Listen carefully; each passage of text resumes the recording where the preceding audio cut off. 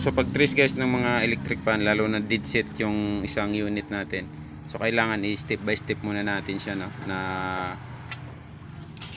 pamamaraan para malaman natin kung anong nagiging problema. Kasi ito guys, dinala natin, bigla na lang huminto sa pag-ikot. So alamin natin guys kung buo pa ba yung thermal fuse nito o nag-open na. So ang gagawin natin, gagamit tayo ng tester siyempre. Ayan, kita nyo, nakakalibrate tayo guys, no, sa 00. Ayan, times 10 lang tayo guys, pang resistance lang naman to. Tapos yung pangalawang step, ilagay natin dito ang prad ng ating dalawang tester sa magkabilaan na dulo ng ating plug. Tapos isi-switch on natin ang switch dito.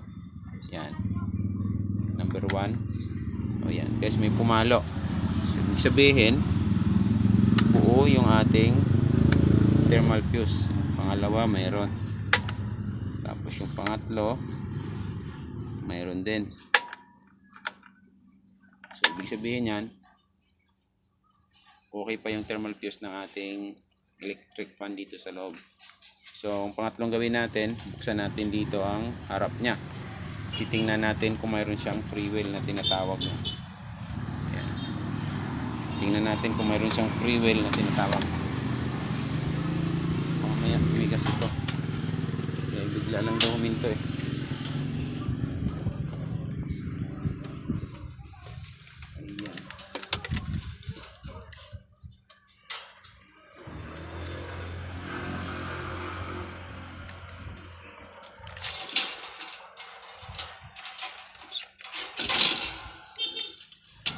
Kabilang muna natin. May kabigatan. Ayan. Ito guys, oh.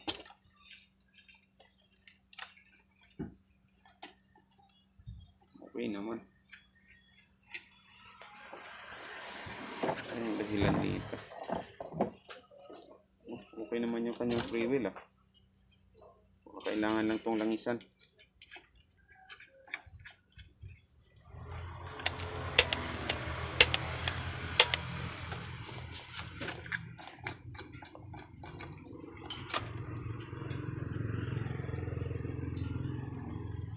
So ayan, tingnan natin kung anong naging problema nito. Malambot naman yung kanyang shafting.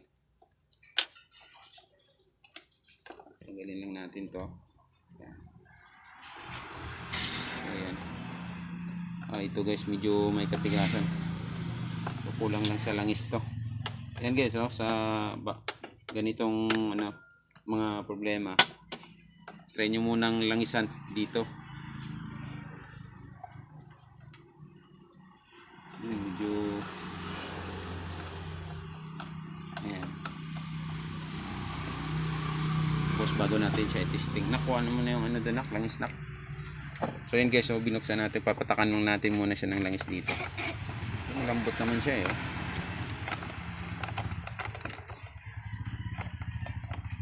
Ayan, titingnan natin mamaya kung gagana siya.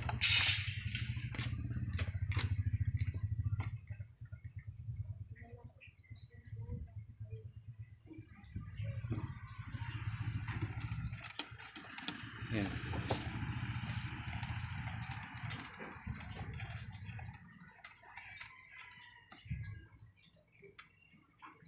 So pag wala pa rin guys, buksan natin yung kanyang likuran.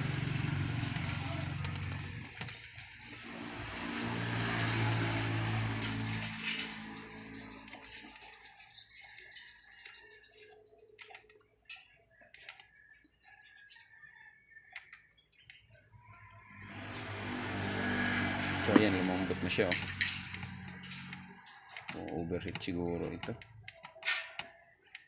So yun guys, baka maka-encounter kayo nito, no, ng mga ganitong problema. Ito yung ginagawa ko pag medyo may katigasan dito sa kanyang shafting. Ginagawa ko, nilalangisan ko lang dito sa harap hanggang lumambot yung kanyang shafting.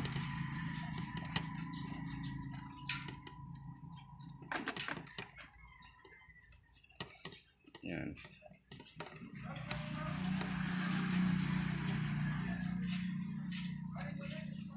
So ayan. Ito lumambot na siya. Kanina parang alanganin yung ikot niya eh.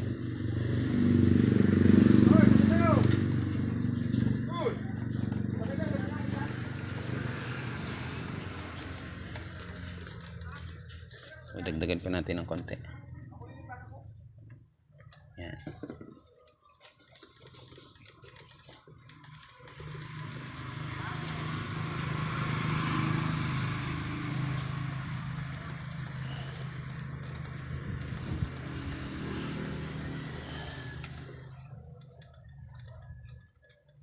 Nagpabot mo ng pamunas, no? Tapos pakuha ng extension ko doon, no? Tapos kuhaan mo yung inverter, ha? Saksak mo doon sa ano, dyan sa extension. Dali mo lang dito. So nagpa-ready muna tayo guys ng ano. On muna tayo ng inverter dahil naka solar panel kasi tayo. Para matry natin to kung ano ang problema nito. Kasi may palo naman yung kanyang ano eh.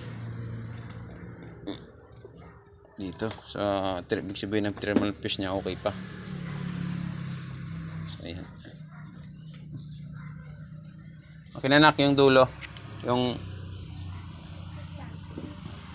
Yung saksakan.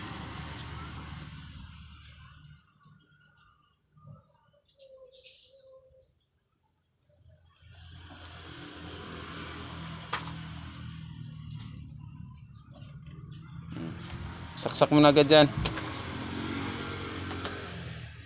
Tingnan mo baka lumuwag ha.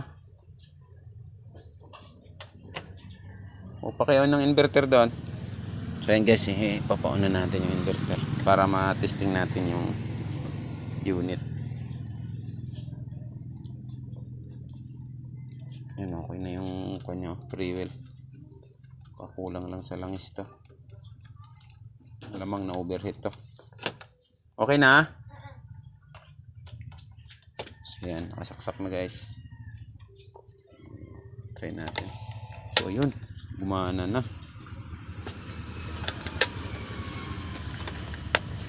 Yun, kulang lang siya sa ano. So yan guys, gumana na oh. So yan guys, baka maka-encounter kayo ng ganito no, na problema. Try nyo lang siyang langis-langisan sa may bandang harap niya.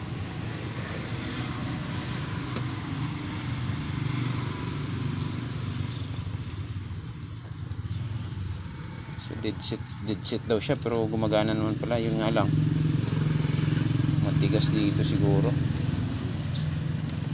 So yan.